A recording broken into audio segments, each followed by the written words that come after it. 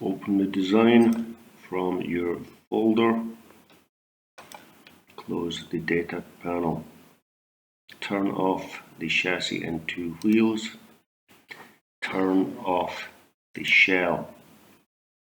Body 1, right click, create component from bodies. The body has now disappeared and we have a component. From the file menu, select 3D print. Deselect send to 3D print utility.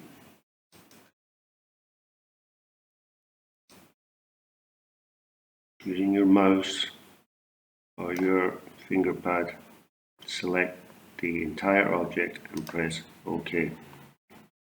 Save this as an STL file.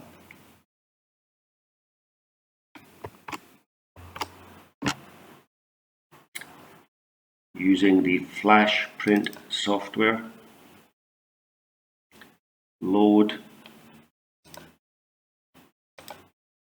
your STL file onto the platform. Body 1 is here, an STL file.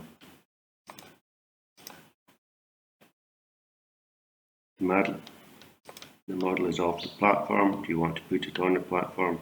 Yes, we do. Add supports, auto supports. Okay, go back, save supports to this file now. Yes, this is now saved as a .fpp file.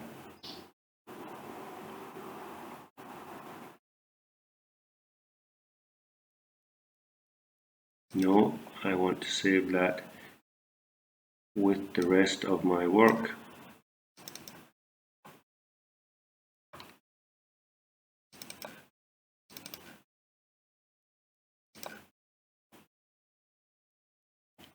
And we are ready to send this to the printer. We want to connect to the FlashForge Finder. Press OK.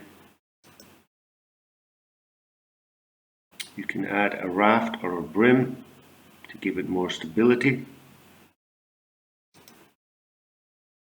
And this will now be saved as a GX file. So the three different file types are .stl, .fpp and .gx. And the GX file is a file type that can be read by the 3D printer.